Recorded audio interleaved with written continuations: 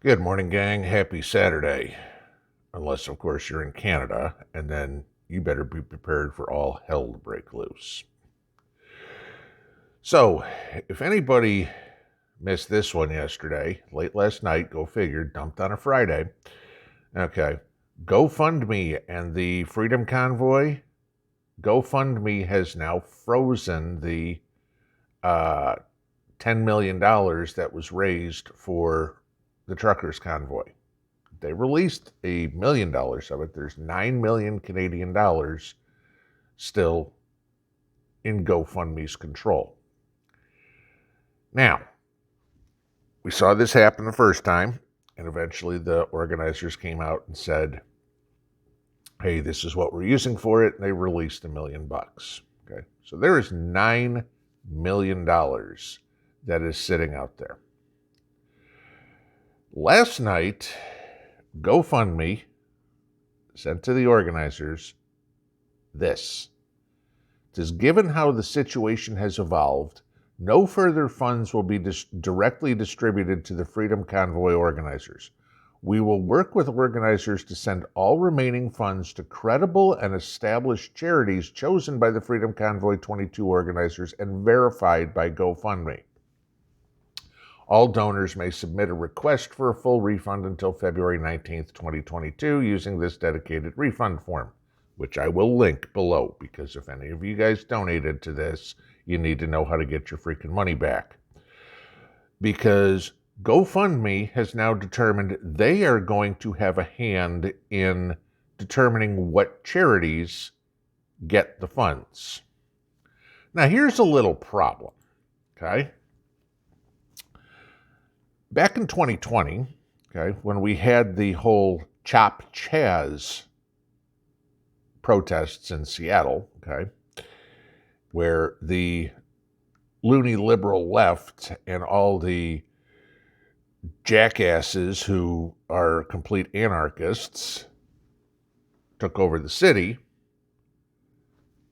this is what GoFundMe put out. This is their tweet. Read that. In a community with no police, this farmer is feeding people and bringing them closer together. Learn how you can support Marcus's mission with within the CHOP. Here's how you can donate to GoFundMe to feed the protesters. Gee, isn't that kind of ironic? A bunch of lawless protesters where murders happened in the street. That was okay for GoFundMe to support. But protests in Canada where, from what I can tell, not a single crime has happened yet, and people have actually been out picking up the trash in the city, that's not good enough. Now, this is the part that pisses me off and should piss you guys off too. You guys know that I'm one of those that believes that the cops and the military would be on our side. I still believe that, but that's shrinking. Here's the tweet from the Ottawa Police last night. We want to thank GoFundMe for listening to our concerns as a city and a police service. The decision to withhold funding for these unlawful demonstrations is an important step, and we call on all crowdfunding sites to follow. Bullshit. Okay? This is a peaceful protest, which is allowed in Canada under their charter, okay, their constitution.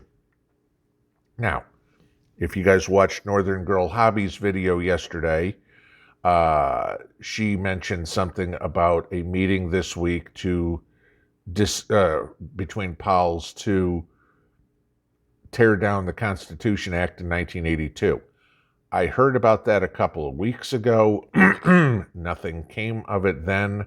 Whether it's going to happen now, I don't know. Okay, but that's something worth worth watching, because if the Constitution Act in 1982 is quote-unquote repealed by the government, that's the first step to communism, because now if that's gone, the Canadian government no longer allows you any individual rights. Okay. Can't verify that one yet. The best we've got is what Northern Girl Hobbies put up, is that TikTok video. Okay. I want to see something that's a little bit more, but paying attention to that one. So, what do you have going on? Now, Elon Musk, we all know him, okay, who happens to be one of the billionaires who seems to be on our side at this point. Usually throws his, flames a bunch of people online and stuff like that. Put up an interesting tweet here yesterday. I just thought I'd share this with you. But this is pretty accurate. Amateur thieves versus professional thieves. Okay. We all know big tech is completely in the bag for a communist society. 100%. They want to be, if you took any of the companies, Apple wants to be the only phone company, okay, the only computer company. They'd be thrilled if they could get rid of PCs and Galaxy phones. Thrilled, okay? Everybody has to have an iPhone. That would be wonderful. Bezos would be thrilled if everything was shut down. If you wanted something, you had to buy it from Amazon. Facebook in cahoots with Google. We all know that, okay? Google wants to be the only news source. Yes, I know this is a Google platform. And Facebook wants to be the only social media platform, period, okay? That way they can control what information gets out. Gee, does that sound anything at all like, I don't know, Communist China, the Soviet Union, anything, They want to be the elites. And this is where we get into the problem. This is what's going on. Now, Canada, the organizers have changed their fundraising from GoFundMe to Give, Send, Go, okay? And Give, Send, Go is a Christian organization, more right-leaning, I guess, if you will. So hopefully that will work. But I'm just going to say this to everybody, because I know on YouTube a lot of times when we hear community members having issues, whether it was JW Survival and his dad, whether it was Howie dying, whatever would be. A lot of the Needy Homesteader is a perfect example. A lot of times we will set up, YouTube creators or whatever it was, or the channel creators themselves, set up GoFundMes to help some of those causes. Even like the tornadoes that ripped through Kentucky or anything like that, there were GoFundMes that were set up. Guys, I'm going to implore you, do not support GoFundMe anymore. If GoFundMe now wants to make the decision whether or not a cause is worthy enough for them to release the funds. Again, notice this. They have no problem collecting the funds, because remember, GoFundMe takes about a 40% cut, guys, okay? Kind of like YouTube does. They have no problem with that. Why don't they automatically give it back to the donors?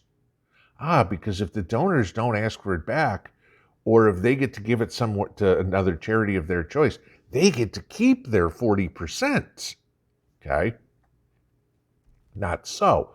So if they gave it back, they wouldn't get to keep anything. But if they give it to another charity, they get to keep their 40%. And they get to push through their despicable platform. Okay? So, Canada, get ready, because all hell is about to break loose with this one. Okay? Apparently there's going to be more people that are going to the protests this week. So, I mean, this isn't slowing anybody down. In the first 25 minutes of the Give, Send, Go campaign being put up yesterday, they raised $500,000. So not a big problem with them there.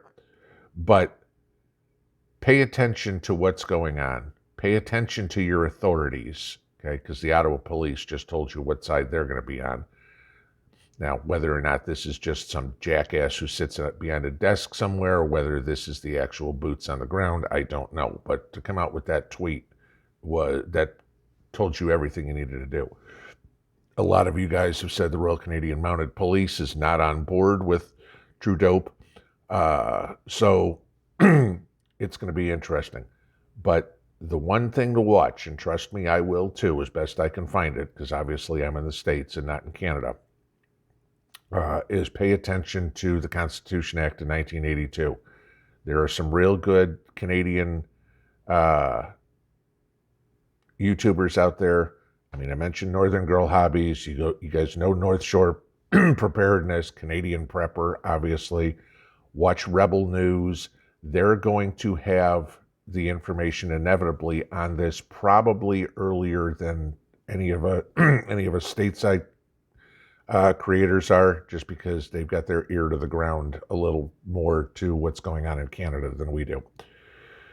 But yeah, morning, I know.